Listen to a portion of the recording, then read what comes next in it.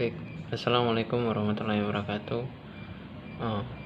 Perkenalkan, nama saya Risto Saputra, IPM 2031050220. Izin membuat video terkait materi pembelajaran sosiologi komunikasi dengan bertemakan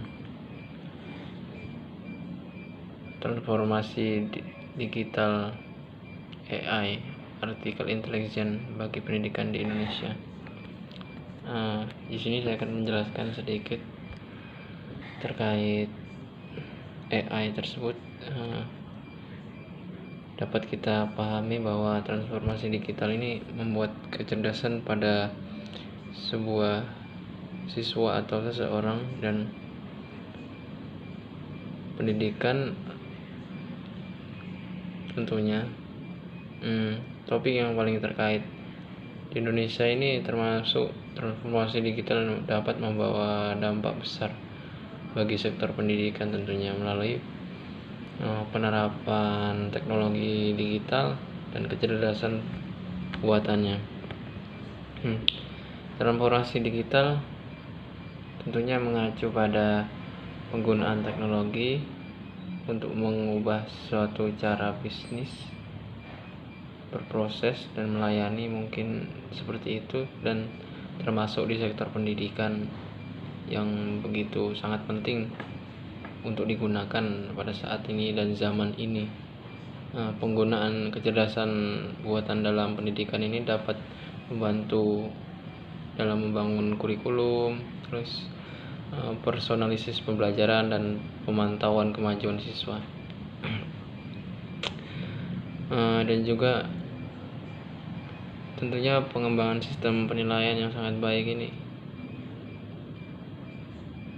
karena meskipun masih ada banyak siswa tentang dalam sistem pendidikan di Indonesia, tentu juga penerapan teknologi digital dan kecerdasan buat sangat membantu gitu dalam meningkatkan kualitas yang ada di pendidikan yang ada di Indonesia ini, dan tentunya akses pendidikan yang semakin merata. Dengan sebuah adopsi transformasi digital dan kecerdasan yang dibuat, tentunya sektor pendidikan di Indonesia dapat mengalami perubahan yang signifikan. Ada beberapa manfaat potensial yang bisa kita ambil, seperti personal pembelajaran. Di sini personal pembelajaran tentunya itu membuat kecerdasan bagi siswa atau seseorang, karena dapat membantu untuk menyediakan pengalaman pembelajaran dan dipersonalkan untuk setiap siswa yang sesuai dengan kebutuhan gaya belajar mereka. Yang kedua, ada pemantauan kemajuan siswa. Dari pemantau kemajuan siswa ini kita lihat dari teknologi digitalnya, di mana dapat digunakan untuk memantau kemajuan para siswa secara real, dan kemungkinan guru-guru juga memberikan investasi yang tepat waktu dan mendukung yang sangat seluas-luasnya bagi siswa yang memerlukan bantuan tambahan. Yang ketiga, ada pengembangan kurikulum. Di dalam pengembangan kurikulum juga diadopsi kecerdasan buatan. Dalam kurikulum juga dapat dikembangkan berdasarkan analisis data yang lebih mendalam tentang kebutuhan siswa dan tuntunan pasar kerja yang masa depan. Yang keempat, ada akses pendidikan yang merata. Dalam akses pendidikan yang merata ini melalui penerapan teknologi digital, tentunya akses pendidikan yang merata dapat diwujudkan, dan terutama bagi para siswa di daerah yang terpencil, yang kurang berkembang, yang mungkin anak-anaknya belum mengetahui apa arti era digital ini. Mungkin demikian dapat kita ketahui bahwa transformasi digital ini membuat kecerdasan para siswa dan anak-anak yang lain dapat membawa dampak yang signifikan tentunya bagi sektor pendidikan di Indonesia maupun di luar desa ataupun di desa yang sudah mengetahui era digital AI ini. Dengan potensi yang meningkat kualitas pendidikan, tentunya perlu mempersiapkan generasi yang matang, yang bagus untuk di masa mendatang, untuk tuntunan dunia kerja yang semakin maju ini. Sejarah perkembangan AI dimulai sejak abad ke-20 ketika seorang ilmuwan matematika asal Inggris, Alan Turing, mencoba menjawab pertanyaan apakah mesin dapat bisa berpikir.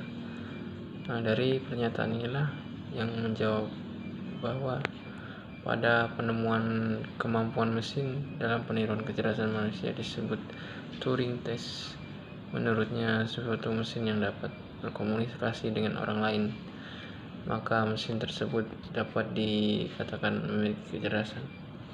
Dalam metode uji itu hingga menjadi landasan teoritis bagi banyak ilmuwan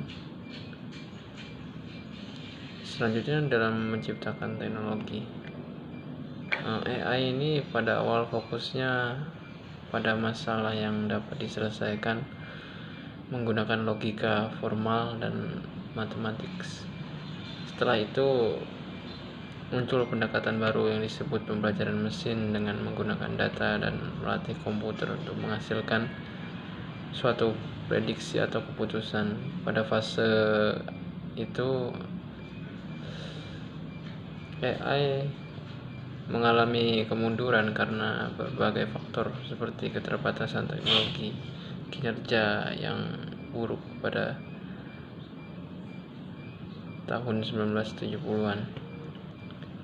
Setelah AI mengalami kemajuan dalam teknologi komputasi dan algoritmia sehingga memungkinkan AI ini lebih berkembang dan digunakan banyak aplikasi baru seperti pemrosesan bahasa alami, pengenalan wajah, dan pemrosesan gambar.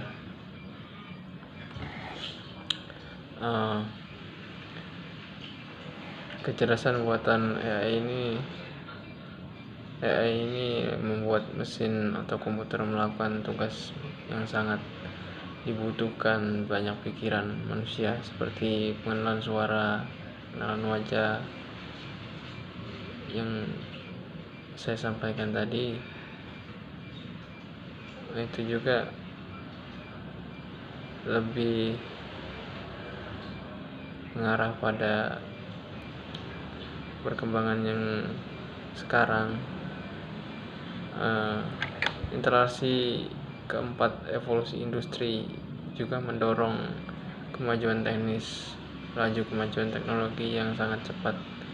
Salah satu kekuatan utama yang paling baik transformasi adalah masyarakat.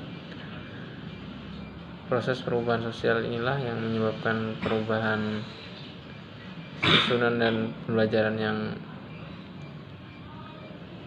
baik berbagai peranata atau fungsi peranata masyarakat.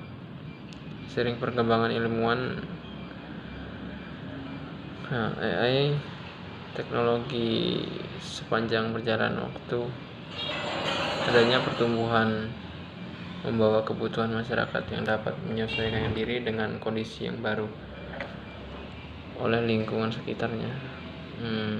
Masyarakat juga harus mampu melacak dan mengakomodasikan perubahan yang terjadi, karena manusia senantiasa mengalami proses pertumbuhan dan selalu menginginkan untuk melalui proses perkembangan yang cepat.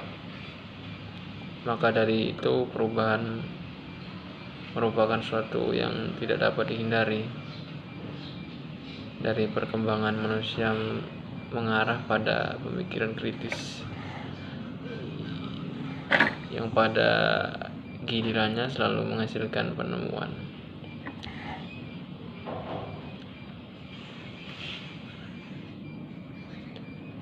Merupakan salah satu bentuk modernisasi yaitu dalam bidang teknologi yang diciptakan untuk mewujudkan kehidupan manusia yang sejahtera. Telah memberikan dampak yang signifikan bagi industri seperti ekonomi, pendidikan, kesehatan, transformasi, dan industri lainnya.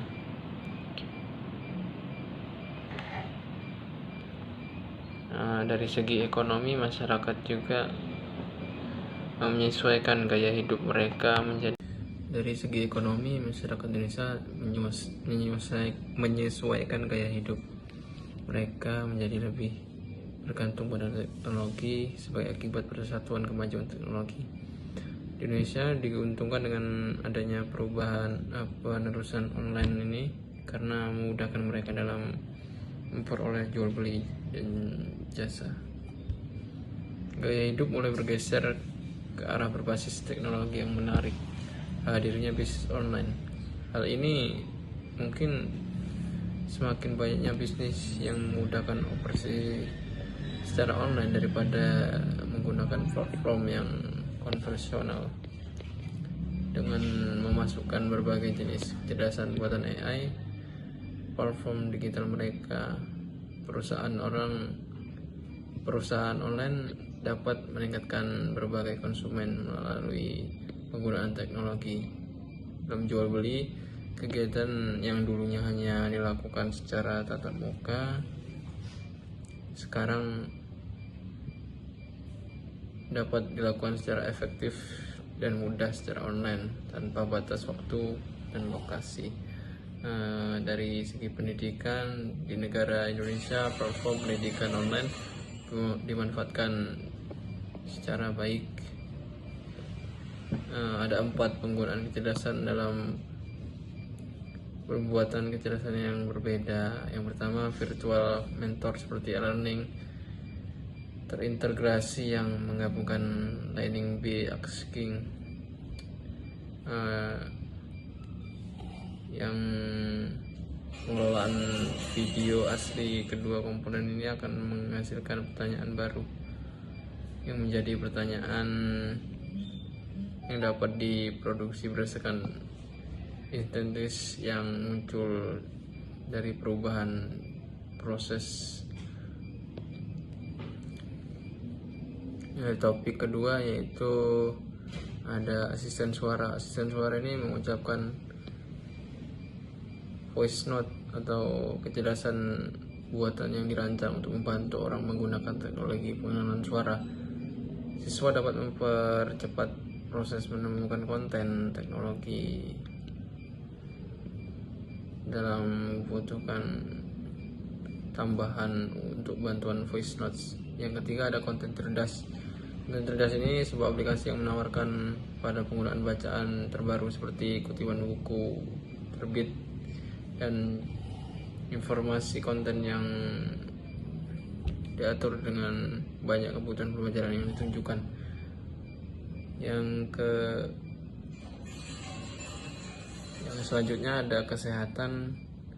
Dari segi kesehatan ini adalah upaya pencegahan menyambut perlindungan yang dirancang untuk membantu pemerintah memantau perkembangan program yang mampu melacak kedekatan hubungan antara orang lain dengan yang lainnya. Kesehatan jarak jauh yang disebut telemedis ini menggunakan masyarakat untuk melakukan kesehatan tanpa tatap muka. Pemanfaatannya yaitu teknologi yang bertujuan untuk menggunakan kualitas layanan dan kenyamanan bagi masyarakat dan penggunanya. Nah, terus selanjutnya ada transportasi. Transportasi ini seperti Gojek yang dimulai sebagai perusahaan yang menyediakan transportasi roda 2 melalui panggilan telepon. Tetapi sejak dari itu perkembangan menjadi platform dan aplikasi seluler yang berdasarkan pemerintah. Aplikasi ini menyediakan berbagai layanan dengan pemerintah